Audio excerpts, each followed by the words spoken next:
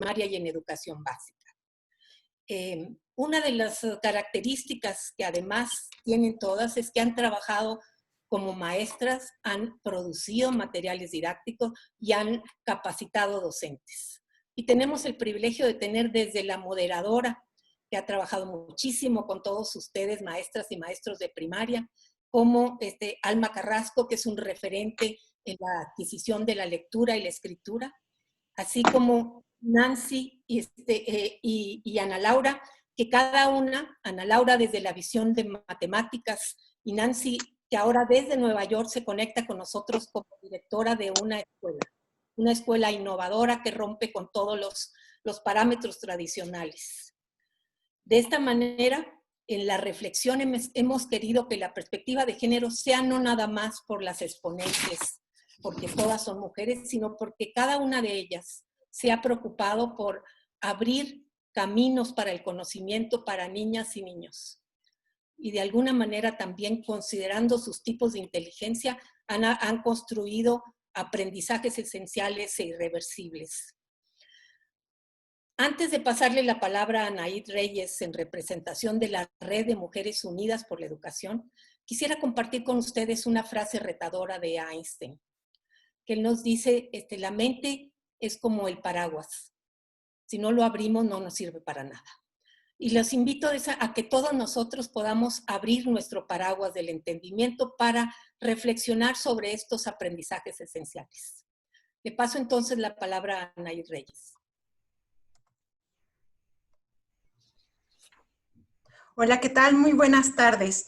En nombre de la Red Mujeres Unidas por la Educación, les doy la cordial bienvenida esta tarde para el diálogo que hoy nos convoca. Estoy también en este momento haciéndoles la invitación para que visiten nuestro sitio de internet www.mupored.mx para que conozcan un poco más de las integrantes de esta red. Y también quisiera hacerles la invitación a la lectura semanal del blog al que también pueden tener acceso vía nuestra página de internet y los días martes en Animal Político.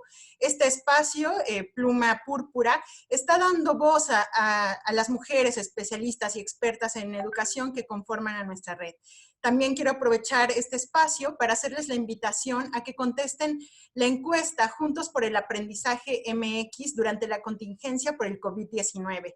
Esta encuesta que hemos estado anunciando desde hace unos días está dirigida a directores y docentes también y familias de los niveles de educación inicial, primaria, secundaria, media, superior y superior. El objetivo es conocer un poco más de todo lo que están viviendo desde el sector educativo y desde las familias durante esta contingencia para poder aprender de ustedes y poder también contribuir con propuestas de mejora educativa.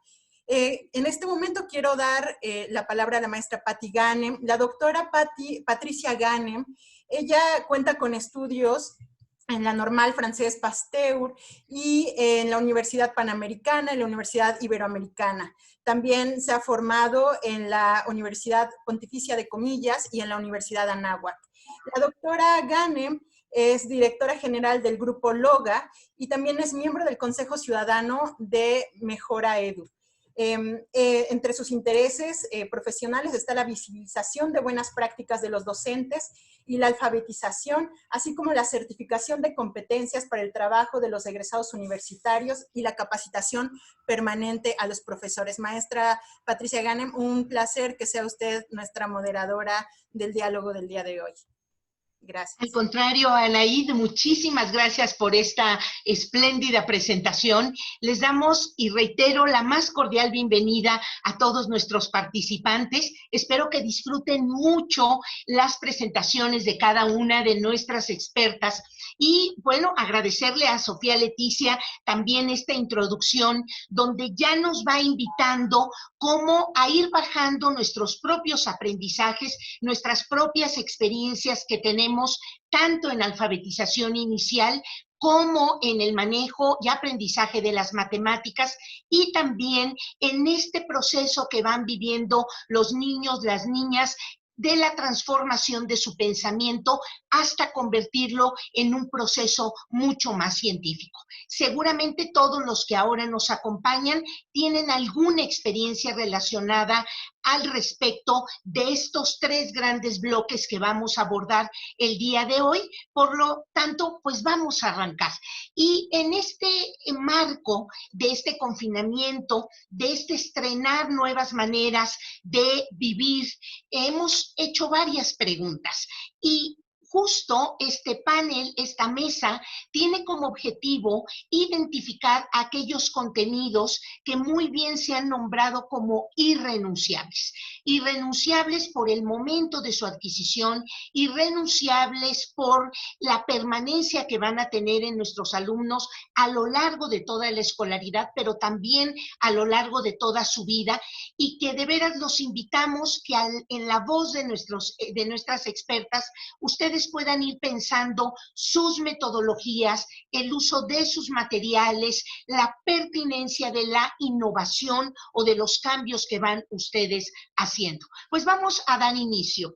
Y en esta ocasión, en este momento, toca la participación a Alma Carrasco Altamirano. Algunos de los datos curriculares que podemos mencionar, que ella es académica e investigadora de la Benemérita Universidad Autónoma de Puebla, presidenta fundadora de la Asociación Civil Consejo Puebla de Lectura y actual integrante del comité directivo, psicóloga y doctora en educación.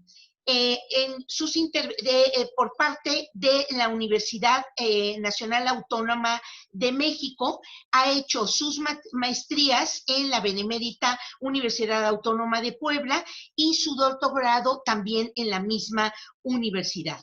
Entre sus líneas de investigación están el fomento a la lectura y bibliotecas, leer en la primera infancia y el lenguaje en el currículum. En este marco de sus datos curriculares, por favor, doctora Alma, la escuchamos.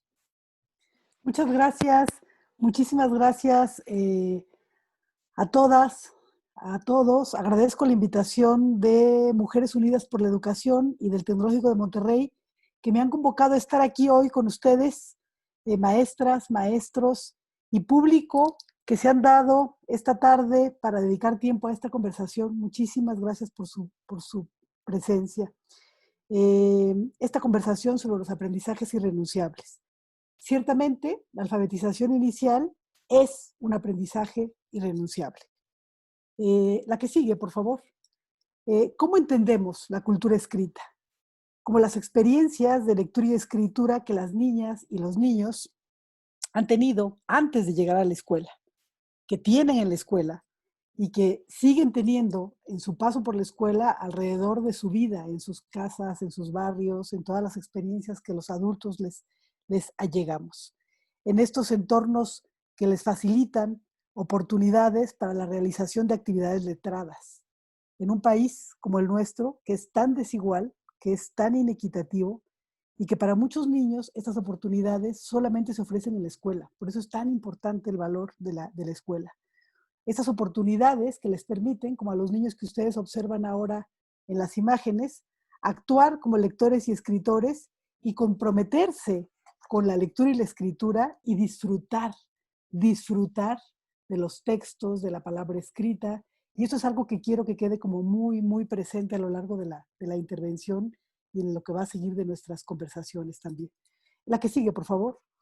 Creo que para definir lo que es alfabetización inicial y lo que es alfabetización en general, tendríamos que hablar mucho más de alfabetizaciones en plural, porque de hecho resulta realmente difícil intentar explicar con una sola palabra estas disposiciones, participaciones y actividades infantiles, y me parece muy importante que nos centremos en el aprendizaje en este periodo de la alfabetización inicial, en donde los niños aprenden a leer y escribir convencionalmente, y esto depende de que actúen como lectores y como escritores. De eso depende que ellos se sientan tan felices como los niños de las primeras imágenes que les mostré. La que sigue, por favor.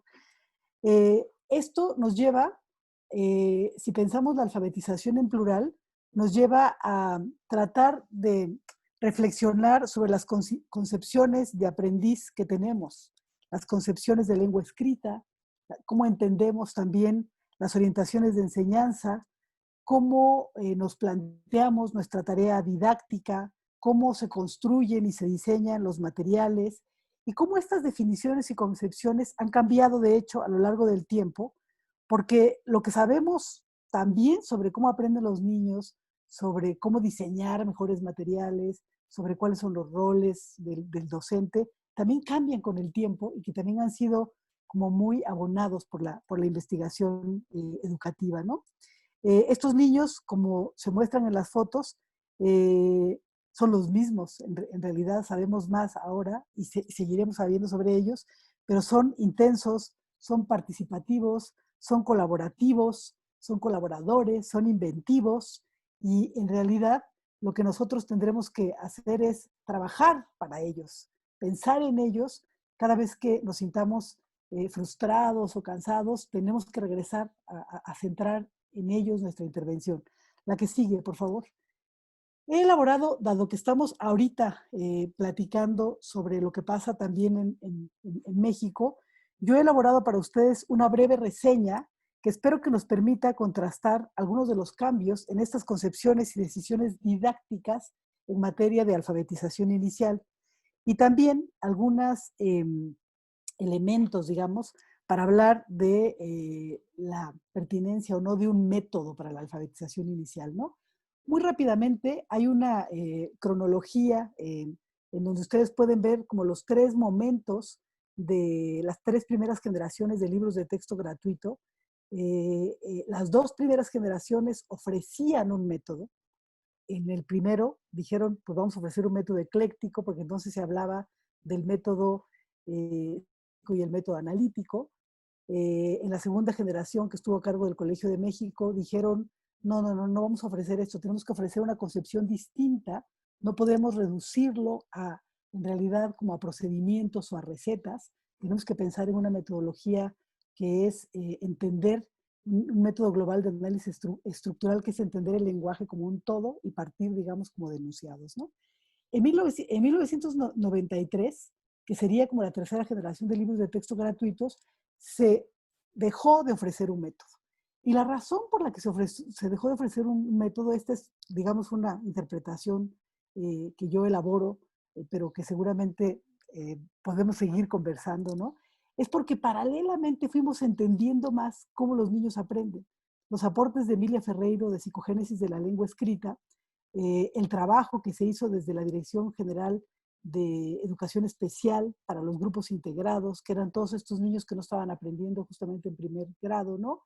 En realidad lo que nos plantearon fue, hay que colocar en el centro al aprendiz y hay que tratar de entender cómo los niños aprenden de otra manera, cómo van construyendo este sistema de la lengua escrita, digamos, ¿no? Y entonces no vamos a proponer un método. Pero si ustedes recuerdan, en 1993, en realidad, se empezó, y aquí también me parece importante que recordemos esto para lo que voy a seguir hablando, con, por primera vez, ofrecer por parte de la Secretaría de Educación Pública un libro de lecturas, una antología maravillosa de textos auténticos, ustedes van a acordar, el libro del perrito, ¿no? A diferencia de adaptaciones y fragmentos de literatura clásica que se ofrecían en el pasado o de textos didácticos, ¿no? Después del 93, y digamos como que a partir de ese momento, en realidad se ha discutido en torno a las orientaciones de prácticas sociales del lenguaje que se organizan en torno a distintos géneros discursivos, pero es desigual la expresión de estos discursos pedagógicos en los materiales, ¿sí? La que sigue, por favor. Estos serían un poco los libros que ustedes van a ver que traducen todos estos concepciones de lo que ha sido la lectura y la escritura a lo largo del tiempo. Y quiero mostrar aquí en la lámina, que ahora voy a comentarles con un poquito más de detalle, estos 2 materiales que están arriba, que dice contenidos básicos y guía para el maestro, que fueron unos materiales justamente que se hicieron como intermedios entre la segunda generación que hizo el Colegio de México y la tercera generación. Ahorita quiero que regresemos a ellos, ¿sí? La que sigue, por favor. Estos serían, si ustedes se acuerdan, yo fui alumna con los libros de la derecha, con la primera generación de los libros de texto gratuitos, en donde para primer año se ofrecía un método ecléctico, ¿sí? Y el método global de análisis estructural con el libro recortable y todo esto que estuvo a partir de en la década de los 70, a partir del 72, en los salones de clases, ¿sí? La que sigue, por favor. Aquí hay un intento, en este momento, cuando yo les planteé que vieran lo de la guía, aquí hay un intento que me parece de lo más desacertado, de lo más lamentable, que era dentro del proyecto de modernización educativa, lo que dijeron fue, pues, ofrezcamos otra vez los dos métodos, o sea, ofrezcamos otra vez las dos recetas, perdiendo lo que habíamos ganado, digamos, como país en términos incluso de diseño de material didáctico, ¿no? Y entonces, afortunadamente, esto se paró, porque en realidad cuando hablaban de métodos de marcha sintética, de métodos de marcha analítica, estaban regresando a las recetas, ¿no? Cuando en realidad no se trata de conocer el código, sino de actuar como lectores y como escritores. La que sigue, por favor. En ese sentido, esta guía intermedia, digamos, para el ciclo 1992, dio origen a lo que fue después el programa, los nuevos planes y programas de estudio del 93, cuando, si ustedes recuerdan, se hizo obligatorio y se articuló la primaria y la secundaria, ¿no? Y hay una serie de decisiones didácticas y otra vez perspectivas, concepciones del aprendiz y todo que fueron tratadas de plasmar en estos nuevos materiales.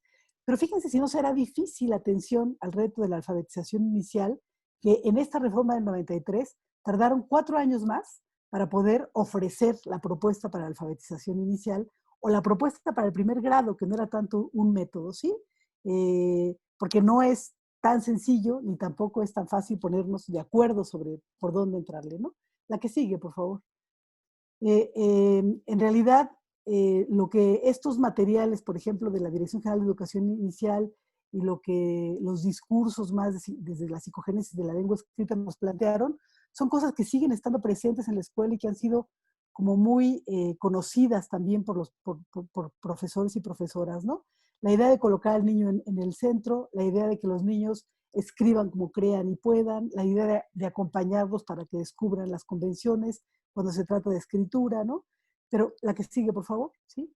Pero yo quiero invitarlos a hacerse un ejercicio muy rapidito, como si fueran ustedes niños chiquitos, todos están ya alfabetizados, y quiero que me digan, viendo la imagen de la izquierda, ¿qué dice ahí? ¿Qué dice ahí? ¿Por qué no lo pueden leer? ¿Por qué les parece que es algo que parece más dibujitos que letras? Pues porque es otra lengua, porque es otro sistema, porque es otra manera de organización, de la misma manera que en la lámina de la derecha es otro alfabeto. Esto, justamente, que ustedes están enfrentando ahorita con esta pantalla, es lo que los niños enfrentan cuando llegan a la escuela. Les ponen una serie de marcas y les dicen, pero qué barbaridad, ¿cómo es posible que no sepas que ahí dice A y que si yo junto la A con la L dice al, ¿no? Y si después dice alma, porque en realidad los niños tienen que descubrir cómo funciona esto, ¿sí? La que sigue, por favor. Cuando les decimos a los niños qué dice aquí, por ejemplo, en este descubrimiento, los niños van actuando como escritores, por ejemplo, y en este lámina de la izquierda, ustedes van a ver que los niños hacen un esfuerzo para escribir sobre su maestra y sobre la escuela.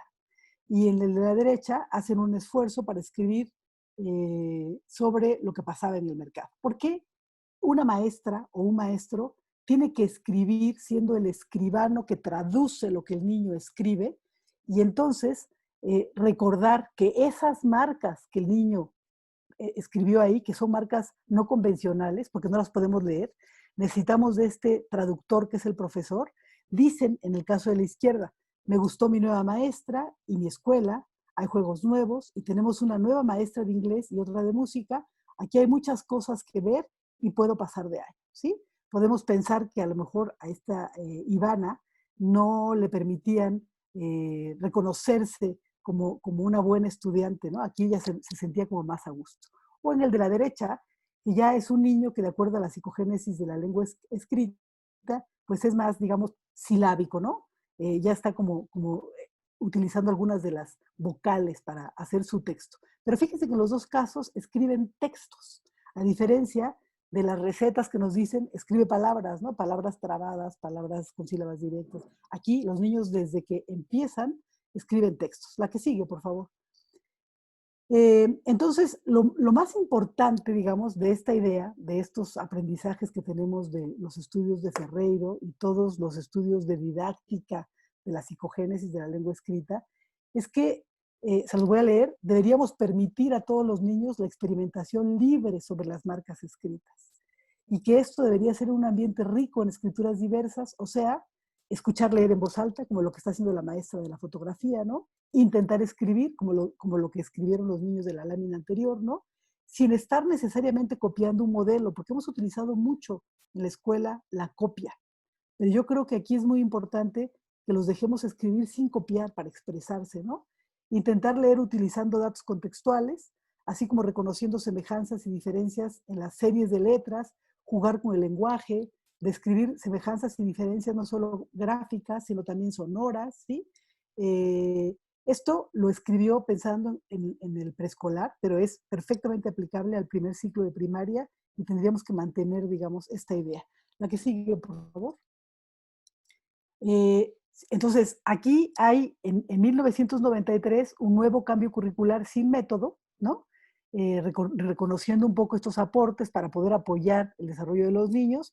Y en el año 2000, en el 2001, se impulsó el Programa Nacional de Lectura para completar esta idea de que una manera muy importante de apoyar la alfabetización inicial es justamente leyendo, ¿no?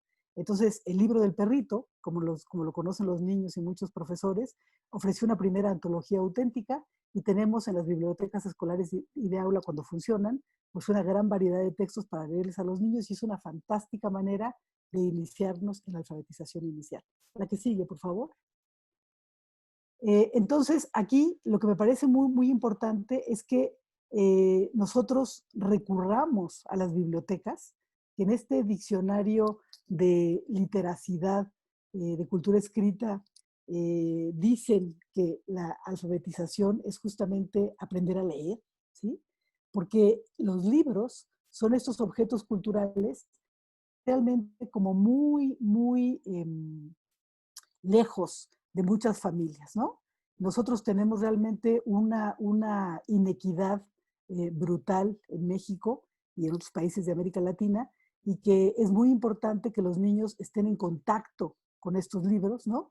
Que descubran el placer y que descubran que lo que aparece en estos libros como discursos incluso les puede hacer sonreír y no tanto sentir, como muchos niños sienten que la escuela pues es como muy punitiva, sobre todo en este tránsito del preescolar a la primaria. Queremos que hagan planas, que escriban, y entonces no nos damos la oportunidad de que disfruten, digamos, de la cultura escrita a través de la lectura. La que sigue, por favor. Yo quiero mostrarles unos productos de un profesor de primer año que observó a sus niños durante todo el ciclo escolar y trató de llevar a su escuela una metodología que les permitiera a los niños escribir desde el principio. Y entonces aquí están todas las posibles producciones en un determinado, momento del ciclo escolar. Me dicen que se escucha muy bajito, ya le subí, perdón. En un determinado momento del ciclo escolar en donde los distintos niños tienen distintas maneras de escribir, ¿sí? Entonces, por ejemplo, ustedes como maestras y como maestros de este primer año, tienen niños que están escribiendo como donde están los corazoncitos, lo que escriben es totalmente no convencional y el maestro ahí se hizo como el escribano de los niños, desarrolló propuestas de darle tiempo, digamos, darle tiempo al niño para ser su escribano y traducir lo que el niño dice, ¿no? Entonces, lo que dice Brenda o María José está escrito cuando ya son convencionales de manera todavía con algunas dificultades que tienen que ir desarrollando, como que juntan las palabras, no segmentan, pero ya los niños reconocen la direccionalidad del lenguaje y ya están dispuestos a escribir textos, ¿sí? Entonces, María José dice, yo quiero un perrito de verdad y un viaje a Acapulco y ir a comer. O sea, ahí lo que necesitamos es seguir escribiendo con ellos y mostrarles la escritura, pero ya es perfectamente convencional, a diferencia de Jessica, ¿sí? Que dice aquí, quiero un pastel, o Brenda, que quiero un pastel de fresa y quiero vestirme de princesa y quiero un brincolín, pero lo escribe de una manera totalmente no convencional. Bueno, esto es lo que un profesor enfrenta. Y esto lo tiene que mantener, digamos, como animado a reconocer la diferencia y apoyar a quienes están más lejos de escribir esta parte convencional, sin dejar de trabajar con todos, ofreciéndoles oportunidades para seguir leyendo y escribiendo en el aula, ¿no? Entonces, ¿qué le exige al docente? Le exige reconocer estas diferencias y seguir apoyando a los niños. La que sigue, por favor. Nosotros hemos hecho, después ustedes van a ver con más calma este recurso, pero hemos hecho este recurso que hay una progresión de un mismo niño cada mes para que los vean cómo escriben. Este registro fue el que yo les mostré, pero fíjense cómo Ivana terminó al final del ciclo escolar escribiendo convencionalmente, ¿sí? Entonces, lo que yo quiero es alentarles a que no desistan en permitirles que los niños escriban y a tratar de organizarse para que ustedes le den oportunidad a cada uno de ser su escribano. Cuando los niños ya son convencionales, ellos van a seguir escribiendo y van a tener más tiempo en la escuela para aprender otras convenciones de expresión escrita. Ahorita necesitamos dedicarles en el primer año mucho más tiempo a los que son como Ivana, para que terminen el ciclo escolar como está aquí, escribiendo ya convencionalmente, ¿no?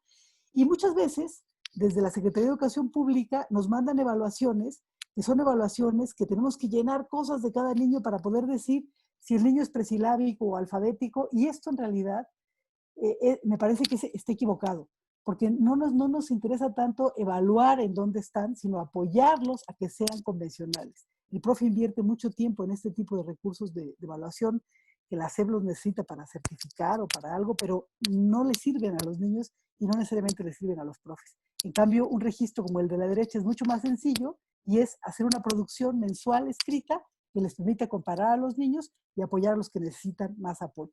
La que sigue, por favor. Bueno, entonces hay, digamos, distintos enfoques en distintos momentos. No voy a atender en eso, ustedes los tienen en sus libros de textos, pero ahora estamos como trabajando mucho más desde la idea de las prácticas de ser lector y de ser escritor, de actuar como si yo fuera experta en escribir, ¿no? Aunque todavía no sea convencional, ¿sí? A diferencia del enfoque que prevalecía en 1993 cuando dejamos de utilizar los métodos, que hablaba de el enfoque comunicativo y funcional. Por eso yo les digo que vamos como cambiando nuestros conocimientos sobre cómo funciona la lengua escrita. La que sigue, por favor. Bueno, entonces aquí lo que me parece importante es que en la nueva propuesta lo que se dice es que las prácticas son el objeto de estudio de la asignatura, ¿sí? Que lo que buscamos es que los niños participen en las prácticas sociales del lenguaje, ¿sí? Pero ¿cuáles son, digamos, las definiciones de prácticas? Muchas veces se ligan a los géneros y se confunde. Efectivamente, un género como la poesía, por ejemplo, pues tiene que ver con una serie de actividades más lúdicas con el lenguaje, ¿no? Pero a veces es importante todavía trabajar, conversar, discutir más sobre qué es lo que estamos entendiendo por práctica y sobre todo la traducción de estas prácticas a las formas de acompañar a los niños en el aula, ¿sí? La que sigue, por favor, que se me está casi acabando el tiempo, ¿sí? Entonces, nosotros hemos hablado con muchos docentes en varias partes del país y nos reportan, digamos, que para ellos y para ellas es necesario contar con un método que dirija las actividades, que no son suficientes los discursos, ¿no? ¿Cómo le hago para crear estos entornos que ofrezcan a los niños posibilidades de actuar como lectores y escritores? ¿Sí? La que sigue, por favor. Un método que reconozca, por ejemplo, que es distinto escribir palabras y copiarlas y que es distinto escribir textos libres como los que yo les mostraba, ¿no? Que en este momento yo soy convencional, pero no necesariamente soy autónomo, y cuando escribo textos sí soy como más autónoma, ¿sí? Que ofrezcan oportunidades regulares de lectura, ¿sí? La que sigue, por favor. Un método que guíe el trabajo docente de adquisición y que alimente este descubrimiento en el uso de palabras, de textos, y que haga que los niños actúen regularmente como lectores y escritores. La que sigue, por favor. Ustedes van a encontrar en esta página de academia.edu una propuesta de alfabetización que en colaboración con varios colegas y docentes pudimos desarrollar pues hace algunos años, digamos en la última década, ¿no? Tanto para primaria, que es la propuesta de la derecha, como para preescolar. Y es una propuesta que lo que buscaba era ofrecer una metodología con cuadernos para los niños y un libro para el profesor y una serie de juegos didácticos que acompañaran este proceso, ¿sí? Y aquí hay algo que me parece muy importante que yo quisiera como señalar, ¿no? Partimos de lo que los niños saben hacer y tienen, digamos, como propuesta metodológica, una lógica de tratar de entender lo que los niños están pensando y haciendo, ¿no? Y no es tanto una receta, aunque digamos una lógica de actividades para acompañarlos, ¿no? Lo que me parece que no tenemos ahorita en los materiales es como una traducción. La propuesta pedagógica definitivamente no es errada, ¿no? Pero el planteamiento programático es un poco como caótico, es un poco como suelto, como que no tiene una lógica interna. En esto lo que nosotros tratamos de proponer es como una lógica interna, véanlo y comentamos, porque una de las cosas que nos parece importante es tener otros recursos y multiplicar conversaciones. La que sigue, por favor. Lo importante entonces es que partamos, por ejemplo, para quienes están ahorita trabajando en alfabetización inicial, con la diferencia entre palabras y textos. La palabra, digamos, la palabra fundamental, y que no lo decimos nosotros, ha estado presente en muchas propuestas didácticas para ayudar, para acompañar a los niños en esta adquisición, comprensión, construcción convencional de la lengua escrita, pues es el nombre propio. Y en los nombres propios de un grupo hay prácticamente todo el patrón alfabético, de tal manera que los niños van a reconocer en los nombres todas las letras y van a poder producir otras palabras. Pero es muy importante no dejar de leer con ellos, es muy importante asegurar que escriban todos los textos, es muy importante ser el escribano o la escribana de los niños que no escriben convencionalmente, ¿no? Y es muy importante tratar de entender que detrás de cada participación infantil hay una lógica, que el hecho de que nosotros no la entendamos no significa que no exista, y que entonces es muy importante que aceptemos que cada respuesta que los niños nos ofrecen es una respuesta inteligente, y que los que no entendemos esa respuesta somos nosotros, porque no sabemos muy bien qué nos están tratando de decir. Pero por favor, denles el beneficio de la duda y apóyenlos para que puedan desarrollar este proceso de alfabetización inicial. Creo que estoy llegando al término de mi participación.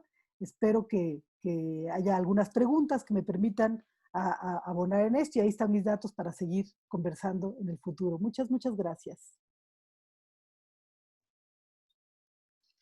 Por supuesto que invitamos a los participantes a que planteen algunas de las preguntas. En un segundo momento vamos a entregarle a cada una de nuestras participantes 2 o 3 preguntas que les permitan abundar o profundizar sobre alguno de los tópicos que a ustedes les interesen.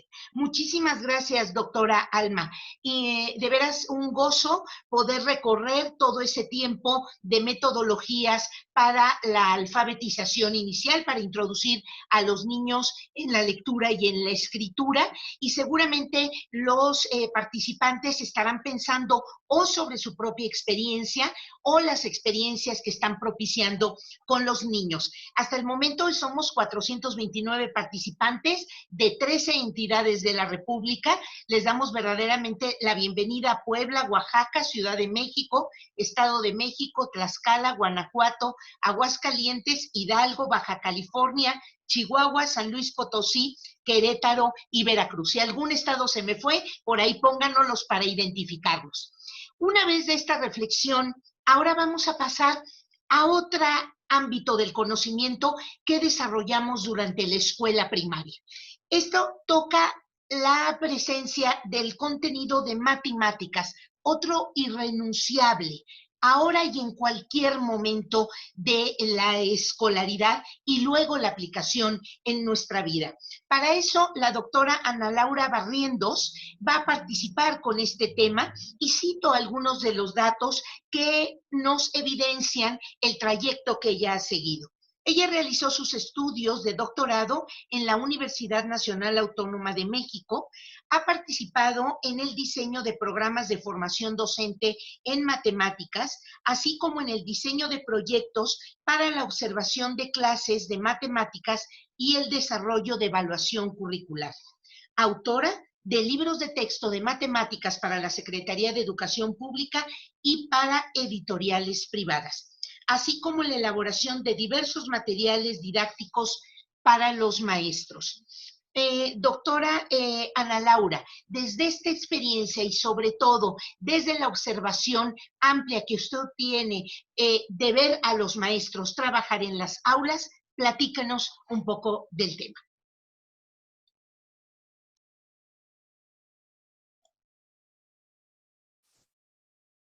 Hola a todos, muy buenas tardes, gracias por estar aquí. Muchas gracias a la red y al Tecnológico por la invitación. Les confieso que yo todavía siento bastante raro de hablar hacia el monitor, así que trataré de imaginármelos y de los cuadritos de quienes sí alcanzo a ver arriba, tratar de dirigirme a ustedes. Ahora, mientras escuchaba a Alma, pensaba en cuántas similitudes tiene lo que se propone desde la adquisición de la alfabetización inicial con las cosas que yo les quiero platicar ahora acerca de las matemáticas.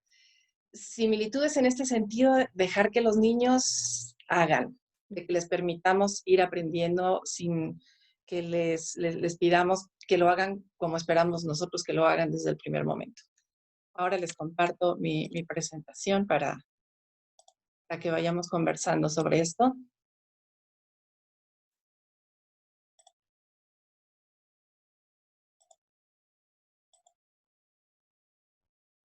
Bien. Pues bueno, ahora vamos a platicar de matemáticas y tiene este título que es súper provocador de cuáles son esas matemáticas que son irrenunciables. Ahora que estamos viviendo este momento de contingencia y también para siempre. ¿En qué podemos pensar que son esas cosas de matemáticas que nos gustaría que se quedaran en la primaria? Y les confieso que incluso platicando con mis colegas cuando estábamos preparando esta presentación, mi primera, lo primero que se me ocurrió fue platicarles de contenidos curriculares, de qué son esas cosas que es muy importante que grado con grado los chicos se vayan llevando para entrar al siguiente grado y luego para pasar al siguiente nivel, a la secundaria. Pero luego, la verdad, cambié un poquito de giro y ahora que oigo a Alma, creo que me alegra haberlo hecho, porque después pensé que quizá lo que realmente es irrenunciable de los aprendizajes de matemáticas en la primaria es una forma de pensar, es una forma de acercarnos a los problemas matemáticos. Y ahora voy un poco más adelante a ello. Primero quería abordar esto porque creo que a muchos nos pasó que las matemáticas las sufrimos. No a todos no solo nos gustan, sino a veces pensamos que no somos buenos para las matemáticas de la escuela y se pudieron haber incluso convertido en un obstáculo. Y muchos nos preguntamos, y con razón, ¿para qué carambas tenemos que aprender todas estas cosas y luego nunca las vamos a utilizar, ¿no? Y bueno, esa conversación es un poco más compleja de lo que podemos abordar aquí, creo que vale la pena hacerla, ¿no? De por qué en la educación básica está lo que está. Pero sí les puedo decir que si las matemáticas están en la escuela, es porque están en la sociedad. Cosas que tenemos en la escuela son las cosas que la humanidad ha construido y que usa y que por lo tanto considera que deben ser transmitidas a generaciones más jóvenes para que se vuelvan usuarios también de estas adquisiciones que se han desarrollado con el paso del tiempo. Y no solo eso, sino que también encontremos más matemáticos y más biólogos y más historiadores y todo lo que se va necesitando en la sociedad. Pero una cosa que luego nos pasa cuando llevamos las matemáticas a la escuela, no sé si otras disciplinas, pero las matemáticas me consta que sí, es que se nos olvida que el origen del desarrollo de las matemáticas era resolver problemas. Se desarrollan porque había cosas que había que resolver. Casi todas las culturas desarrollaron sistemas de numeración, no eran los mismos, pero casi todas los desarrollaron porque había algo en términos prácticos que se tenía que resolver. Y así la matemática se va ampliando. Luego ya las matemáticas tienen también desarrollos que son para construir a las propias matemáticas, que ya no son para resolver un problema práctico de otras áreas disciplinares o de problemas de la vida diaria, pero en su origen, y además eso no se ha perdido, siguen siendo herramientas para resolver cosas. Y en la escuela se nos olvida. En la escuela de pronto parece que las tenemos que aprender por sí mismas, como si solo se tratara de ir como palomeando una serie de cosas que los niños se tienen que aprender. Y en ese contexto de las matemáticas escolares, con toda esta carga que tienen de ser esta cosa como difícil y que aparte no percibimos su utilidad, viene este discurso desde de la autoridad educativa acerca del pensamiento matemático, que lo que tenemos que desarrollar ahí es el pensamiento matemático. ¿Y a qué caramba se refieren con esto del pensamiento matemático? Porque de pronto parece una cosa muy sofisticada. La Secretaría en el documento en el último plan ahí se me olvidó cómo se llama, del nuevo modelo, dice que el pensamiento matemático es una forma de razonar que utilizan los matemáticos profesionales para resolver problemas. Luego lo amplía, ¿no? Pero básicamente es como el centro de la definición. Y en esa ampliación después da cabida para decir que no solo la llevan a cabo los matemáticos, que muchos de nosotros llevamos a cabo ese tipo de pensamiento cuando tenemos que enfrentarnos a alguna cosa. Y seguramente si ustedes alguna vez han comprado algo, un mueble o algún aparato eléctrico para el que viene en una caja y viene desarmado y abren las instrucciones y están en coreano, y tienen que ver las figuritas y se imaginan como el volumen y cómo está la figura. Ese tipo de cosas, cuando tenemos que resolver algo, tiene que ver con esto. Específicamente, ¿cómo se ve eso de pensar matemáticamente? Pues creo que la forma que me parece más abarcativa para tratar de darle como formita a esto es pensarla como una manera de actuar. Es cómo nos posicionamos cuando tenemos frente a nosotros un problema que tiene que ver con algo de matemáticas. Es tener una actitud curiosa y decir, ¿cómo le podría hacer para resolver esto? ¿Qué puedo utilizar? Y buscarle y perderle el miedo a esas cosas. Atreverse a cosas novedosas, a dar soluciones poco convencionales. A veces vamos a llegar y a veces no vamos a llegar a resolver algo, pero es como esta actitud para entrarle, digamos, a los problemas. Y es algo que a veces también en la escuela se nos pierde un poco. Nos preocupan, porque eso está en el programa, porque lo van a evaluar, que aprendan X, Y, Z, hacerlo de manera convencional. Y estos espacios para que uno explore y para que uno vea por dónde, se quedan un poco relegados o a veces existen realmente muy poco en la escuela. Por supuesto que no solo pensamos matemáticamente fuera de la escuela, ¿no? Pero la escuela es como un lugar privilegiado para poder hacer eso con una guía que van a ser los materiales y va a ser el profesor, ¿no? Lo que nos va a ofrecer la escuela en este sentido son algunas herramientas que sería difícil adquirirlas en nuestra vida diaria, porque están ahí, pero no están sistematizadas, digamos, como para enseñárnoslas. Y son herramientas que pues, son poderosas como los algoritmos, como eso, porque son eficaces, son económicas y entonces van teniendo utilidad para seguir estudiando en la escuela, para avanzar en los niveles educativos, pero también para otros ámbitos de nuestra vida. Y entonces vuelvo a esta parte de resolver problemas, porque si desde los 90 que está este enfoque didáctico que hace mucho hincapié en que la matemática escolar se tiene que aprender a través de la resolución de problemas, en este intento por rescatar eso que les contaba al inicio, de que las matemáticas se desarrollan para resolver cosas. Y que entonces cada conocimiento, cada contenido curricular que los alumnos aprendieran en la escuela es una herramienta para algo. Nos tiene que servir para hacer algo más que no podíamos hacer antes. Esa es como la maravilla, digamos, que cada cosita que vamos aprendiendo tiene utilidad. Y si queremos que eso realmente pase en la escuela, debemos dejar que los niños tomen decisiones.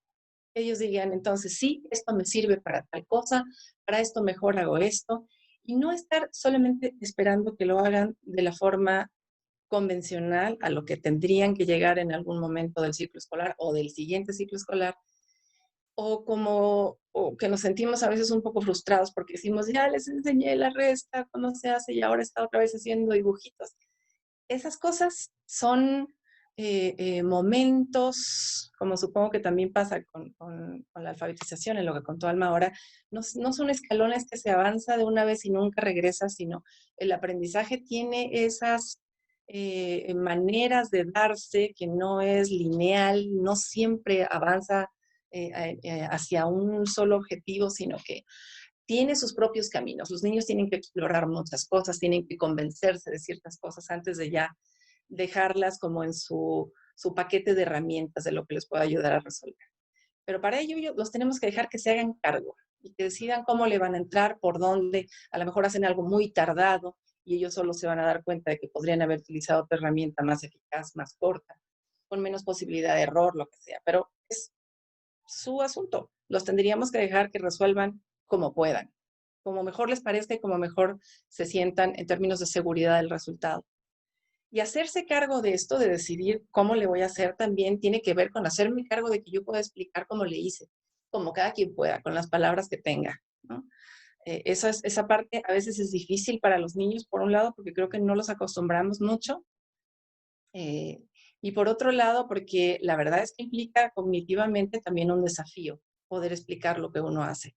Y lo explicamos y lo defendemos. Lo podemos comparar con otras personas y en algún momento de la clase y con el maestro eso podrá ser formalizado, pero todo eso le tengo que dejar a los niños que lo hagan, que se hagan cargo, ¿no? Brousseau dice, para quienes tengan alguna experiencia en cosas de didáctica de las matemáticas, y Brousseau dice en la teoría de las situaciones que hay que devolverles el problema, y a mí esa palabra me gusta mucho porque ellos se tienen que hacer cargo de decir, ¿será de suma, será de resta, cómo le hago, qué número pongo aquí? Ese tipo de cosas, se los devolvemos.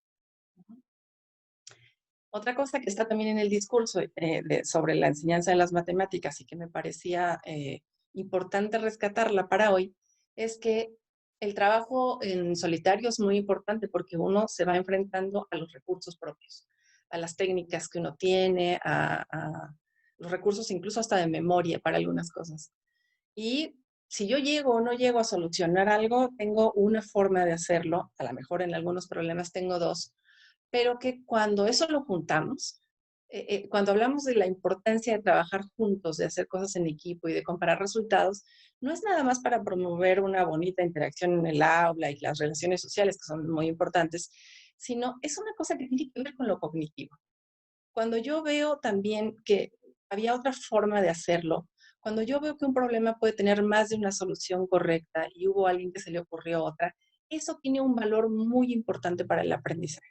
Esta parte es muy importante que ocurra en las clases también, que los maestros dirijamos momentos de intercambio para ver todas estas cosas y compararlas. En una de esas alguien dice, ay, esa era una forma más rápida de hacerlo que como yo lo hice, ¿no? O es cierto, eso ya lo habíamos estudiado y no se me ocurrió, no supe resolverlo.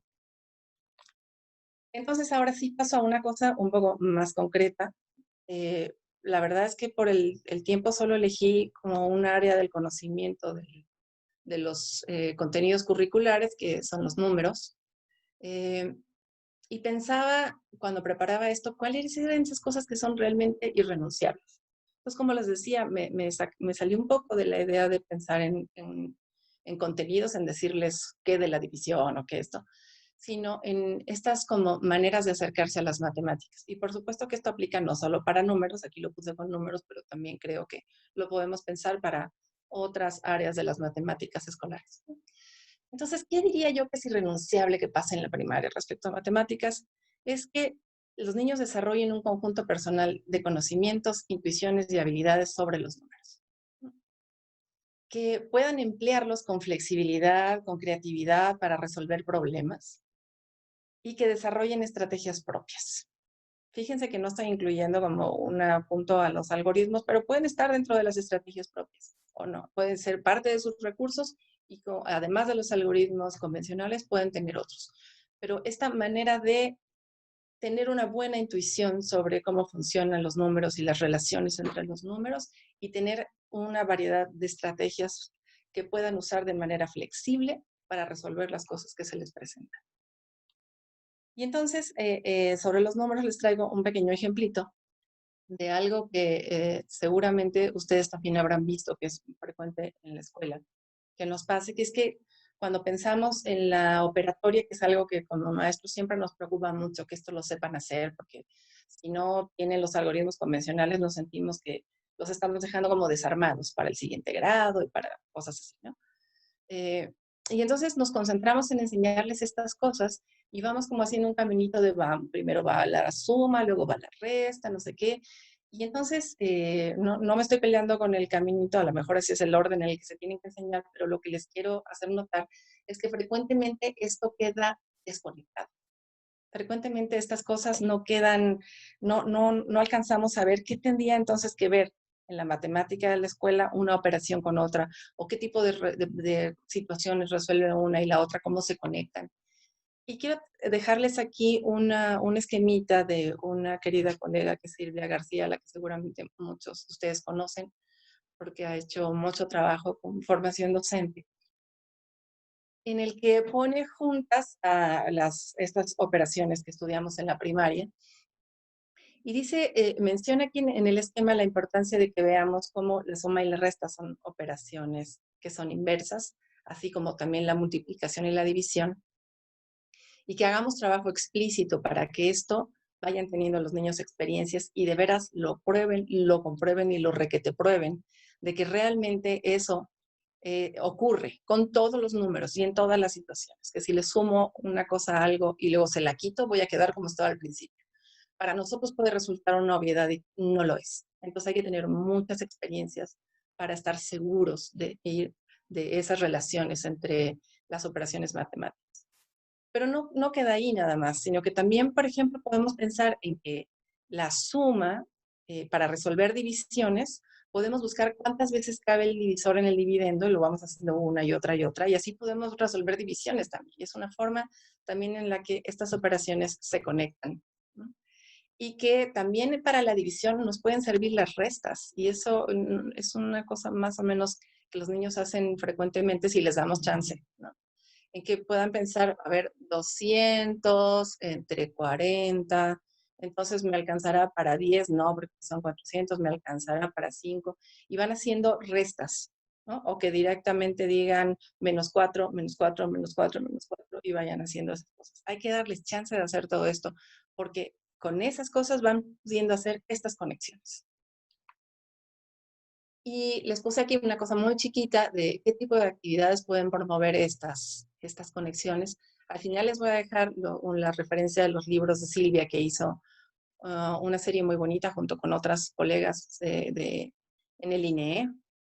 Y eso está descargable, así que al final les dejo las ligas. El primer problemita no es de esos libros, eso fue una cosa que yo vi en una clase chilena, y una maestra con niños de segundo grado les puso ese problema, les estaban viendo resta y alguien hizo una pregunta en este sentido de las transformaciones o de pedir prestado, y la maestra les dijo, a ver, una resta en el de arriba y en el de abajo, ¿no?, haya 4 cifras, que ninguna se repita, no repitamos ninguna cifra, y que en ninguna de las columnas que vamos a ir haciendo la resta haya transformación, o sea, que nunca tengamos que pedir prestado. ¿Qué números podrían funcionar ahí?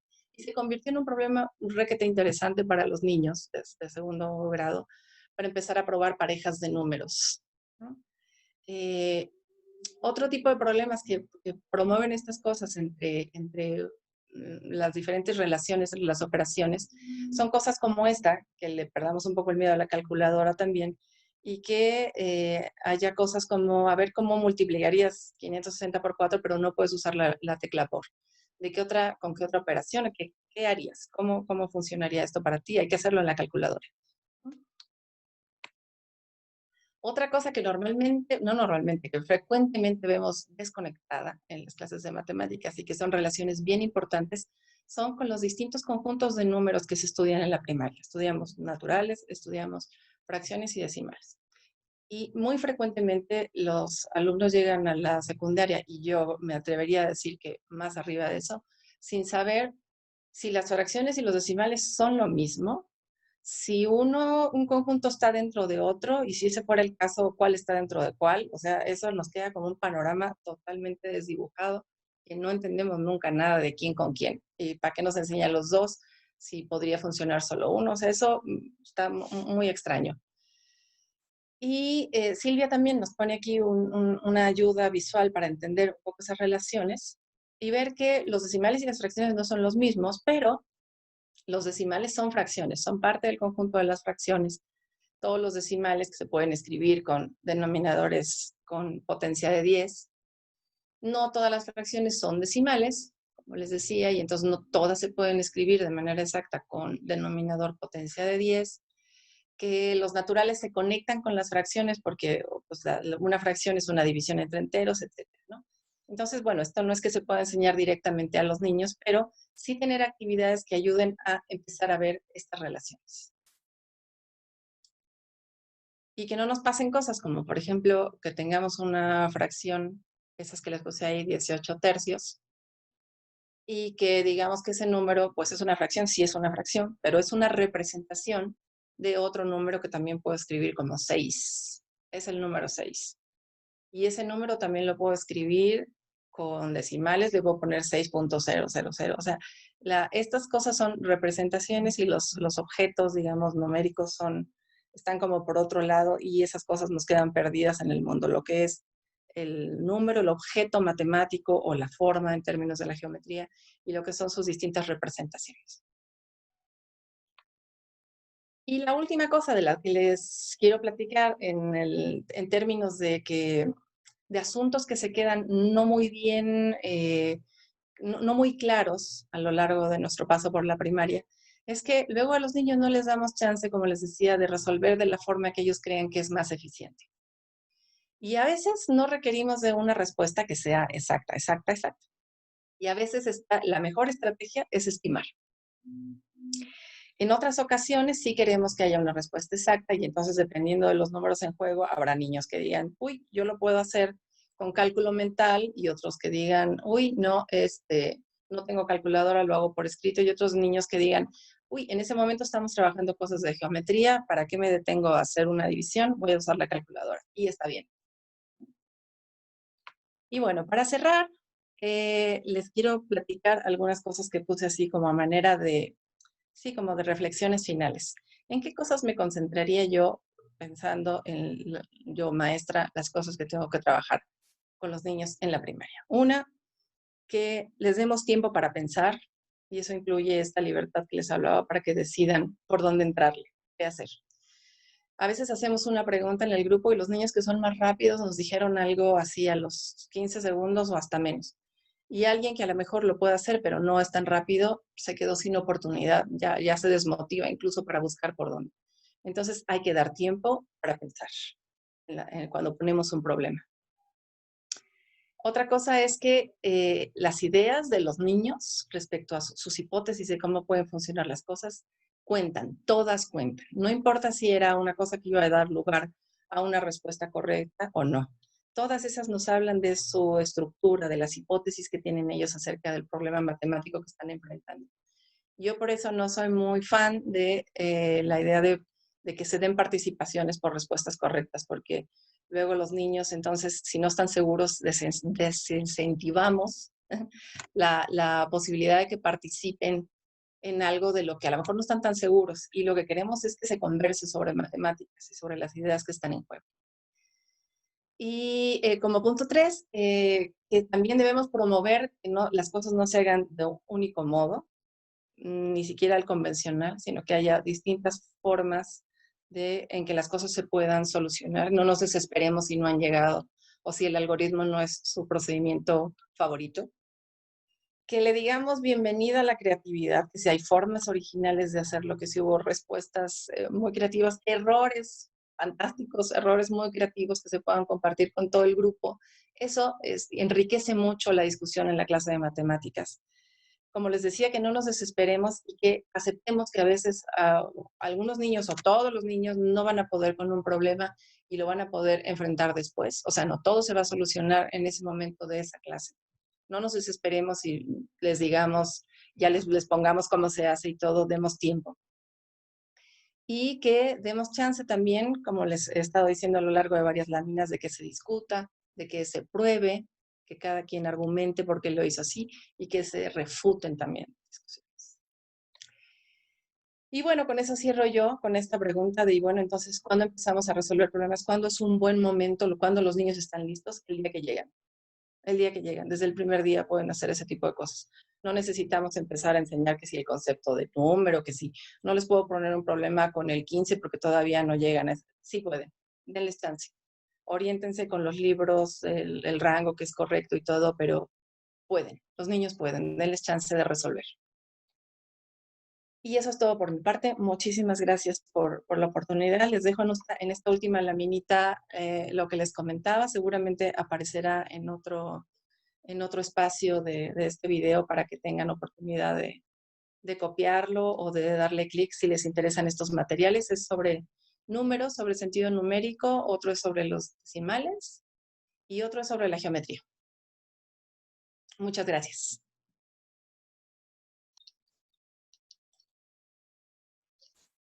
Al contrario, Ana Laura, muchísimas gracias a ti, sobre todo por recordarnos esta importancia de la participación vivencial por parte de los niños y la confianza que tenemos que tener los maestros, los padres de familia, en ir observando este proceso de cómo se aproximan a las provocaciones aritméticas, geométricas, en general de los campos de la matemática. Muchísimas, muchísimas gracias. Ya empiezan a aparecer aquí algunas preguntas. Estamos ya muy cortos en tiempo, pero vamos a ver cómo organizamos esta parte de las preguntas. Ya somos más de 510 participantes, incluyendo los de Facebook, y se integran también participantes de Nayarit, Tamaulipas, Coahuila, Durango y Michoacán. Y tenemos también por ahí algún participante de Washington.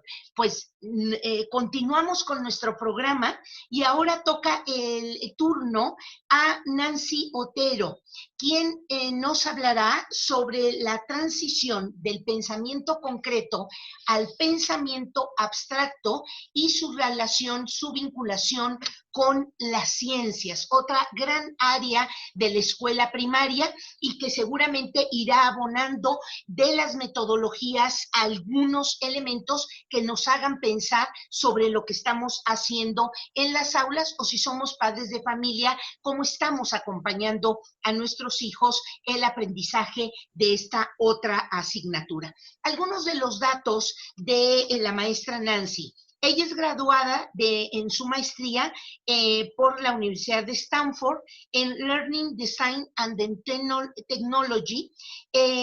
Diseñó la metodología de aprendizaje de Portafolio School. Está muy interesada en inteligencia artificial y sus usos en el aprendizaje. Ha sido la única latina en el proyecto Scholar de OpenEA, uno de los centros tops de inteligencia artificial del mundo fundado por Elon Musk. Es cofundadora non-profit en México, en donde trabajó 5 años con poblaciones vulnerables de estudiantes de preparatoria. Ha trabajado en escuelas de España, Shanghái, Brasil y Estados Unidos, y su mayor pasión es usar la tecnología para amplificar la agencia humana y ser un puente entre la investigación y la práctica pedagógica. Nancy, bienvenida y escuchamos tu participación. Muchísimas gracias, Patricia, y un honor estar por aquí con mujeres tan inteligentes y tan exitosas.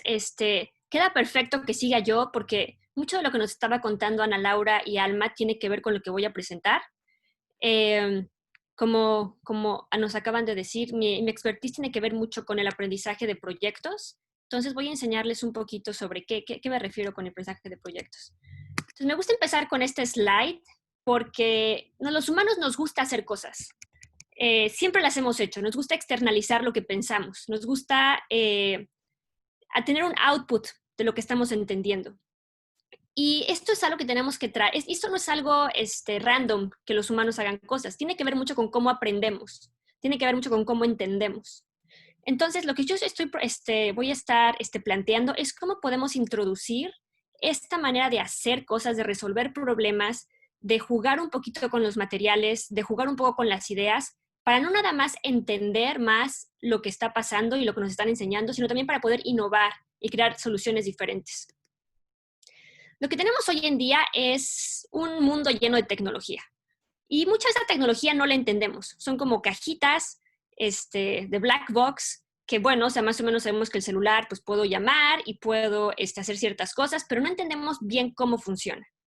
Y el problema es que nos estamos rodeando y rodeando cada vez más de estos tipos de instrumentos, de estos devices, que no entendemos bien y que se están cada vez propagando más y que tienen el riesgo en algunos casos de quitar trabajos a algunos humanos, de seguir nuestros datos, de tomar de algunas decisiones. Y son cosas que nosotros no entendemos bien como adultos y, por supuesto, no tenemos entonces la capacidad de explicárselo a los niños. Al mismo tiempo que está toda esta situación en el mundo, tenemos que la tecnología cada vez se está haciendo un poco más amigable para que la gente la use. Hay como un gran ímpetu de que la gente, o sea, de que a los productores de tecnología, a los artistas, la gente de negocios les interesa utilizar la tecnología. Entonces hay una fuerte demanda de que la tecnología sea un poco más democrática, que la gente lo pueda utilizar. Esta foto me gusta mucho porque ella es una de las personas que ha fomentado más el uso de microcontroladores. Es una chica, es una niña, y más o menos el mensaje de la democratización funciona de esta manera. Si una niña puede utilizar esto, casi todos podemos utilizarlo. Si ella lo puede aprender, todos lo podemos aprender. No porque eso sea cierto, no, pero lo que está diciendo es que se tiene que empezar a romper muchos estereotipos de quién puede utilizar la tecnología, quién puede entender las cosas y para qué fines. Todo esto va ligado a estar pensando, bueno, o sea, la tecnología, la ciencia, las matemáticas, aprender a leer, qué tan valiosos son para nuestros estudiantes, para nuestros hijos en un futuro, y qué otras skills son completamente relevantes y son muy importantes para poder aprenderlas. Esta frase es una de las personas que estudié en Stanford, me gusta mucho porque nos está hablando sobre la innovación y la colaboración, ¿no? Y cuáles son maneras de aprender esto. Y estas, o sea, maneras Nancy, no estás proyectando tus imágenes, te quedaste en la primera. Oh, desastre. Gracias por avisarme.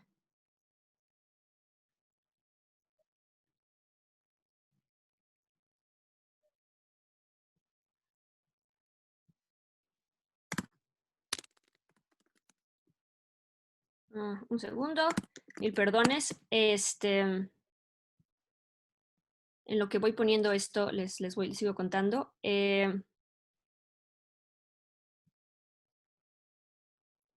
Bueno, a ver, denme un segundo para hacer esto lo más rápido que se puede.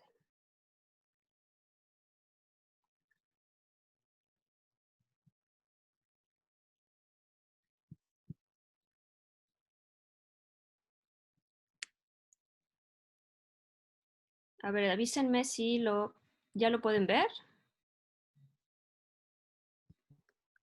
¿No? Lo estábamos viendo hace un momento, pero no las movías. Ya se puede ver. Ok, perfecto, perdón. Entonces, esta es la idea que les estoy contando. Se llama Awesome Silvia. Tiene un canal de YouTube en la que le explica a niños, adultos, a ingenieros cómo utilizar los microcontroladores. Y en base a este uso de tecnología más democratizado, empezaron a crearse alternativas para pensar, bueno, si tenemos esta tecnología, si tenemos estos problemas a nivel mundial, ¿cómo podemos traerlos un poquito a las aulas, a que se involucren con los maestros para poder empezar a resolver problemas que son reales? Esto que nos estaba comentando Ana, de las matemáticas sirven para resolver problemas. Bueno, todo lo que aprendemos en la escuela sirve en una parte para resolver problemas, desde leer, escribir, las fracciones, la ciencia, sirve para aprender y para descubrir, tener una narrativa sobre nuestra realidad y para, por supuesto, seguir transformando el mundo en el futuro. Entonces, con esta idea de cuáles son las skills que tienen que ver con representación de concreta a abstracta y cómo podemos traer estas skills estas habilidades dentro del salón, voy a poner esta frase que tiene que ver con colaboración y con innovación. Y aprender innovación y colaboración tiene que ser completamente experimental. No podemos, es como aprender a básquetbol. Si queremos que alguien aprenda básquetbol, no podemos darle un libro con dibujos sobre básquetbol y debo hacerle un examen sobre el libro para ver si sí sabe jugar básquetbol o no, ¿no? El chiste es que hay un espacio que se ha dedicado para jugar básquetbol, hay un tiempo y que la gente esté practicando para que lo tenga como muy, muy dentro del cuerpo, dentro de la mente también. Y esto viene un poco en oposición a lo que estamos pensando generalmente como una escuela, como un lugar de conocimiento, en el que alguien descubrió todo este conocimiento, los humanos lo han estado acumulando por miles de años, y entonces el maestro conecta a estos estudiantes con este conocimiento y alguien decide qué conocimiento les va a llegar a los estudiantes. Y lo que acaba pasando es que hay muchos estudios que dicen que, bueno, después del verano les vuelven a hacer los mismos exámenes y los niños tienen menos del 60% de conocimiento retenido, ¿no? O sea, en el mejor de los casos. Entonces, ¿de qué sirve tanto conocimiento si no lo están aprendiendo a aplicar? Y el chiste es cómo podemos diseñar nuevas aulas, nuevas maneras de enseñar, nuevas maneras de entrenar a los maestros, nuevas voces para los maestros, para que puedan implementar un nuevo tipo de aprendizaje que tenga que ver con que sea más activo. Y esto es muy importante porque si el aprendizaje no es activo, los niños no tienen la opción de moverse un poco sobre lo concreto hacia lo abstracto. Si le estamos viendo generalmente siempre contenidos como muy concreto. Las flores tienen tales partes, la historia tiene tales fechas, las matemáticas tienen tales algoritmos, una historia tiene que tener sus diferentes partes, y lo que le estamos enseñando no es a pensar, no es a resolver problemas, no es a innovar, no es a usar la tecnología, sino es nada más como contenido que le estamos enseñando. Pero bueno, si queremos que traer estos problemas del mundo hacia un salón, ¿cómo podemos hacerlo? Es un poco difícil porque lo que estamos viendo es que vamos a tener muchas preguntas diferentes en un mismo salón.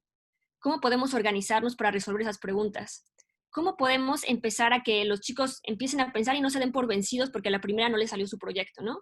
Cuando la gente resuelve problemas, lo que se empieza a dar cuenta es que pues hay muchas soluciones diferentes para resolverlos y hay que seguir intentando resolverlos porque la primera es probable que no vaya a salir resuelto el problema, ¿no?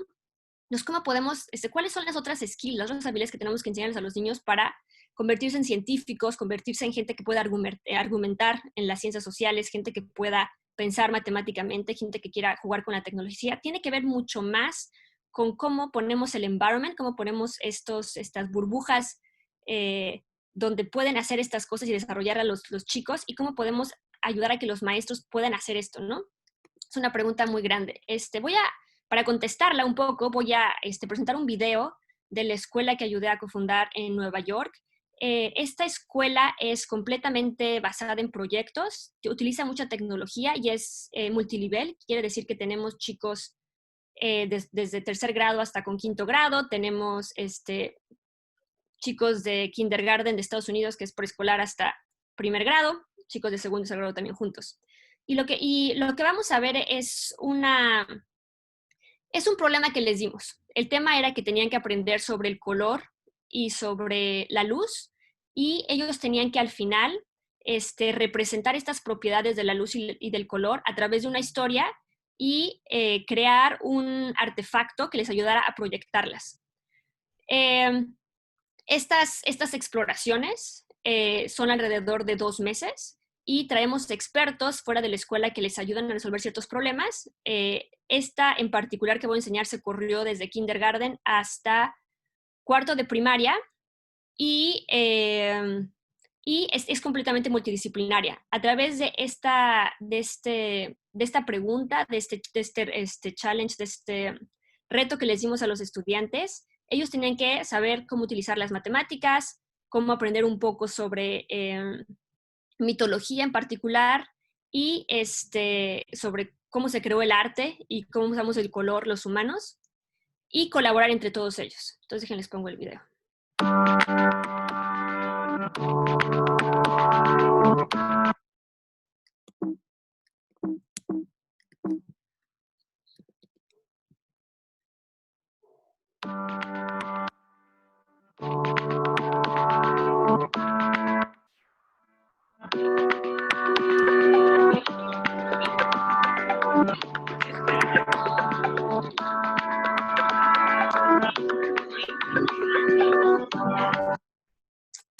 Ay, no puedo bajar el volumen. A ver, ¿cómo le bajar el volumen? Bueno, creo que no le puedo bajar el volumen. Voy a hablar sobre el mismo video.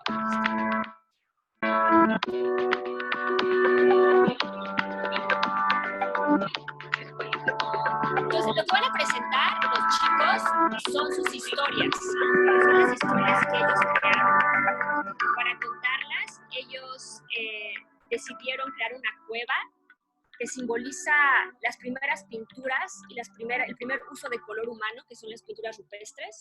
Crearon esta cueva y crearon ese proyector que ustedes ven, lo crearon desde cero, utilizando la cortadora láser. Ellos aprendieron a medir muchas cosas porque crearon la cueva y tenían que ellos decirme cuánta tela había que comprar, cómo le íbamos a sacar, cómo le íbamos a pegar. También hubo muchas medidas y mucha matemática en la creación del proyector, porque se hizo a través de una cortadora láser, entonces no puede ser por juego y error, tiene que ser completamente las medidas exactas.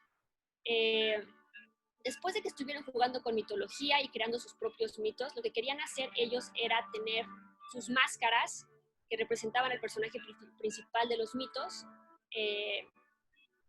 para contar su historia sobre la mitología. Con nuestros chicos de kindergarten, por ejemplo, que es muy difícil que ellos puedan solitos escribir algo, lo que hicimos es que juntos ellos estaban contando la historia. Entonces, estaba mucho como esta parte de traducción que nos estaba diciendo Alma, decir, bueno, ellos querían que la historia fuera de alguna manera, como le estaban haciendo entre 5 equipos de 5, tenían que estar recordando más o menos cuál era el hilo de la historia para que al día siguiente la siguieran escribiendo. Estas fichas que estamos viendo ahorita es, pues, o sea, más o menos cómo se estuvieron diseñando el proyector. Vemos chicos de diferentes edades colaborando. Una de las cosas importantes cuando traemos problemas y proyectos dentro de las escuelas es que esa colaboración entre edades se puede dar porque cada uno tiene una perspectiva, una manera de resolver el problema, una habilidad, y es muchísimo más fácil tener diferentes niveles cuando están haciendo proyectos por esta misma situación. Ellos dibujaron las escenas de sus mitos y las pegaron alrededor a través del proyector. Estuvieron practicando decir las historias y cómo iban a estar manejando la cercanía, el zoom del proyector unos con los otros. Ellos querían un bonfire, un fuego dentro ya no lo puedo volver a poner porque no sé cómo. Aquí está ya lo puedo. No. Vamos a ver, este de aquí, se lo puedo parar.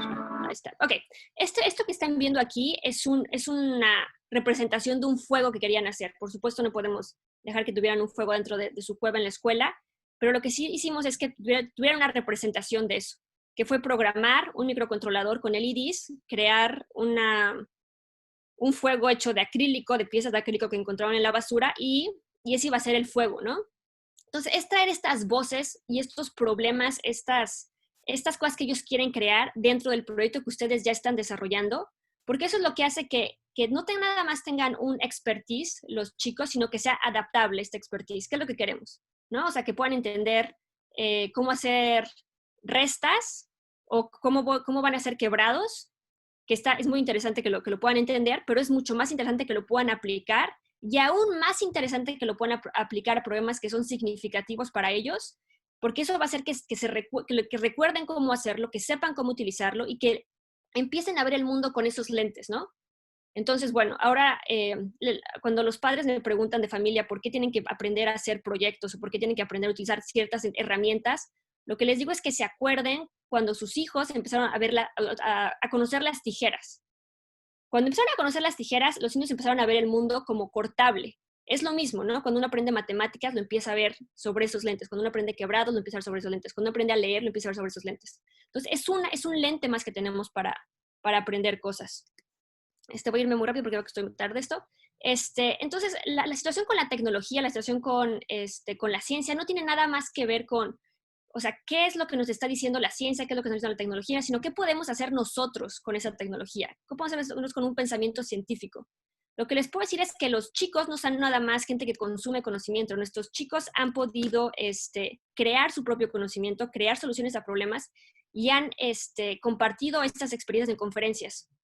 Tenemos los chicos más jóvenes que han presentado en conferencias en Stanford. Nuestra más joven fue una chica que ella estaba en primero de primaria. Estos son chicos normales, no son chicos que están diagnosticados con algún tipo de superpoder. Y tuvimos también niños de tercero de primaria y cuarto de primaria. Porque nosotros tenemos que confiar que no nada más ellos pueden resolver sus problemas, sino que van a resolver problemas que a nosotros no se nos han ocurrido que existen. Y esto tiene que ver no nada más con la tecnología como en esa presentación, pero la ciencia tiene la misma situación. Si han visto ustedes de manera muy inspiratoria todo lo que tiene que ver con las pláticas de Intel, de ciencia, que son puros chicos de preparatoria en realidad, podemos empezar a ver cómo ellos ven problemas de diferentes maneras, cómo tienen una manera diferente de resolverlos y cómo con un poco de guía, pues tienen soluciones fabulosas, ¿no? Y yo creo que va a ser mi última slide. Y vamos a hablar mucho de cómo tenemos que representar este tipo de conocimiento. Cómo lo representamos es súper importante.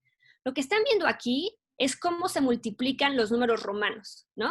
Entonces, es súper difícil multiplicarlos. Si no tenemos una representación buena para hacer las cosas, es muy difícil avanzar en los diferentes temas. Entonces, la representación va a ser algo súper importante, pero las representaciones no van a tener ningún sentido de por qué es tan importante si no les dejamos a que los chicos prueben otras alternativas y digan, bueno, o sea, claro, multiplicar con números romanos es una locura. ¿Por qué se crearon estos nuevos algoritmos que tengan que ver con los números arábigos, ¿no? ¿Por qué hay representaciones de cosas diferentes? Y lo que estamos viendo ahorita muchísimo en tecnología es que las representaciones que pensábamos antes, como la matemática y la ciencia, empiezan a fallar o empiezan a ser un poco más complicadas. Ya hemos buscado representaciones ahora como un poco más algorítmicas y computacionales que nos permiten avanzar muy rápido en ciertas cosas. Y la pregunta va a ser, bueno, ¿cuál va a ser la liga entre estas diferentes situaciones? Entre la ciencia y, por ejemplo, las cosas computacionales. Entonces, NetLogo es una página gratuita, es una página que sirve mucho para tener muchos modelos científicos en la que los chicos pueden jugar diferentes fenómenos científicos. Todos están hechos por gente en universidades, todos los modelos, entonces todos están basados en cosas científicas y los chicos pueden empezar a mover los parámetros de estos sistemas. Hay cosas para hacer proteínas, para hacer cosas de biología, hay muchísimas aplicaciones en el logo para cosas de ciencia. Y les voy a enseñar rápido PhET, que son otras maneras de hacer simulaciones y empezar a entender representaciones, que también es gratuita y están muy, muy, muy bien hechas. Todas estas son simulaciones, pueden correr tanto en el browser como en aplicación, como en el desktop. Scratch, que seguramente ustedes ya lo conocen, y me gusta mucho, el Cloud Institute, tiene que ver con estudios sociales a través de la perspectiva de pensamiento sistémico. Entonces, ellos tienen todo un chorro de recursos, tienen todos los estándares que están hechos en particular para que los chicos puedan resolver problemas de manera sustentable, que tengan que ver con la sustentabilidad del planeta y que sea de manera sistémico. El pensamiento sistémico y la argumentación tienen mucho que ver con la parte también científica y ponen en contexto tanto a la ciencia como a las matemáticas, como a muchísimos otros, geografía, historia, y lo que nos ayuda a eso a decir, bueno, la tecnología, las matemáticas, todo esto son resultado del intelecto humano, pero tienen que ser guiados a través del impacto humano, no a través nada más del intelecto. Y bueno, voy a parar yo ahí porque ya vamos bien tarde.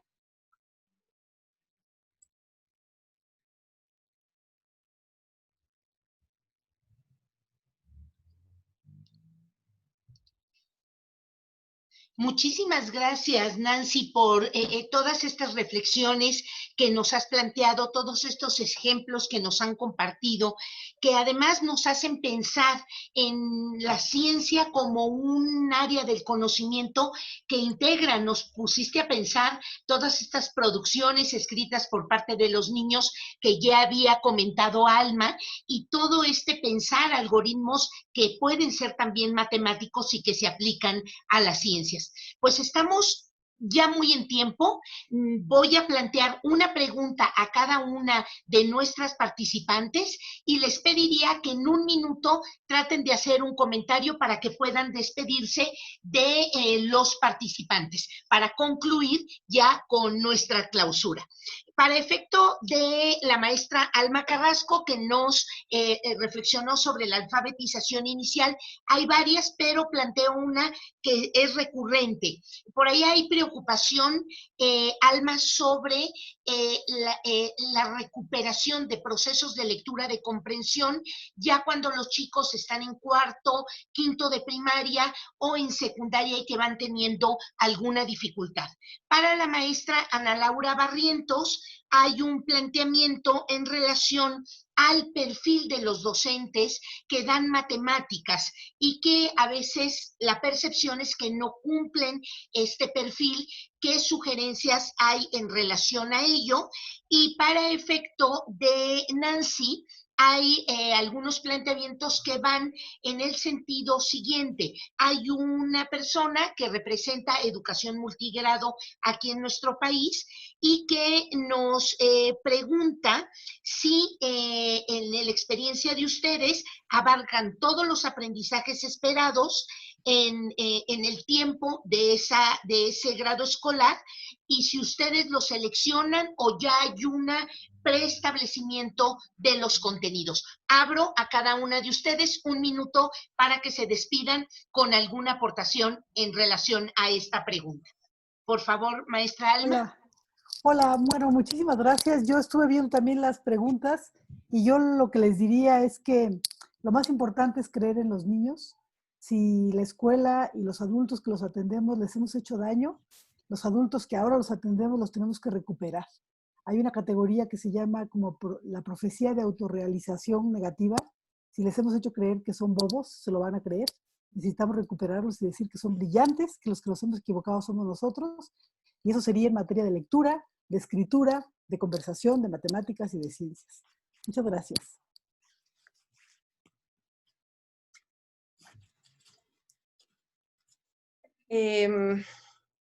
A ver, espero haber entendido bien la pregunta, que tiene que ver con el perfil de los docentes, y creo que era algo como si quienes están enseñando matemáticas no cumplen con el perfil para enseñar matemáticas.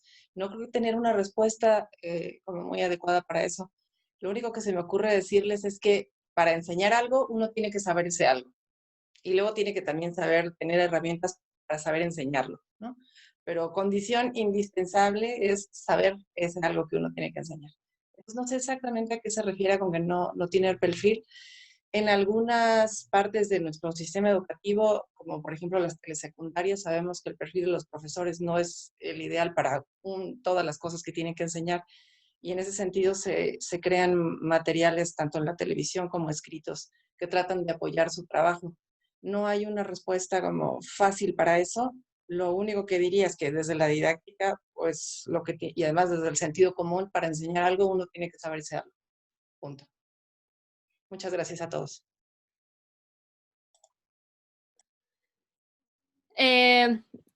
Rapidísimo, cuando ya vi algunos comentarios, cuando quise decir que eran niños normales, lo que pasa es que luego me preguntan si son niños genios. Lo que quiero decir es que no son niños genios con los que estamos viendo en la escuela. Eso es lo que quise decir.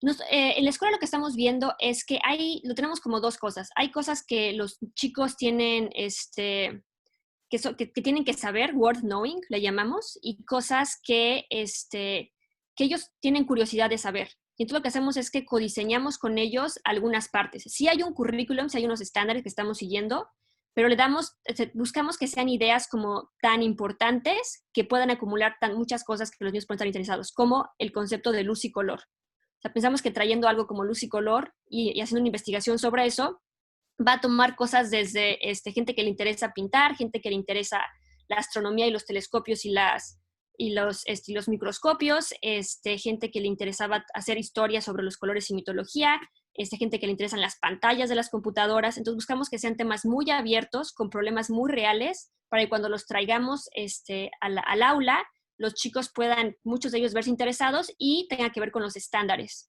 que estamos llevando. Pues muchísimas gracias, Alma, muchísimas gracias, Ana Laura, muchísimas gracias por hacernos pensar en estos irrenunciables, por a partir de sus aportaciones ver nuestras aulas, ver nuestra aportación como adultos en el mundo de los niños de la escuela primaria. Yo agradezco la confianza para la conducción de este espacio. Un saludo a todos los que nos han acompañado y le paso la palabra a Sofía Leticia para que nos concluya. Muchas gracias. Muchísimas gracias. Yo creo que ha sido un verdadero lujo, ha sido una sesión intensa, profunda, pero de grandes aprendizajes, que nos dice algo que pareciera ser el lugar común. El aprendizaje renunciable es poner a los niños y a las niñas en el centro de su propio proceso. Entender en la alfabetización inicial, como nos decía Alma, el aprendizaje del aprendiz. En esta mirada histórica que ella hace de los métodos de alfabetización inicial, igual llega a decir, el trabajar sin método no es trabajar sin método, es reconocer que es desde la mirada de los niños que cuentan, que construyen su propio lenguaje, tal y como la doctora Ferreiro nos lo hacía saber. Vimos también similitudes con Ana Laura Barrientos cuando nos dice que la adquisición de las matemáticas se centra en experimentar, construir, de alguna manera cometer errores y encontrar sus propios caminos para resolver problemas que le son relevantes para su vida. Nancy Otero nos da una experiencia concreta, su propia escuela, en donde este proceso de aprendizaje de la lectura y de la escritura y de la lógica matemática se concreta en una visión y un aprendizaje desde las ciencias, cómo resolviendo problemas que les son relevantes. Terminamos ahora con una invitación, lo que ustedes tienen en pantalla es nuestro próximo diálogo. Adolescencia confiscada, la reflexión sobre secundaria y media superior y qué está pasando ahora en estos aprendizajes en tiempos difíciles. A nombre del TEC de Monterrey, de la Red de Mujeres Unidas por la Educación, les damos las gracias por haber estado con nosotros en este proceso de reflexión y los invitamos y las invitamos a unirse con nosotros el siguiente jueves. Muchas gracias.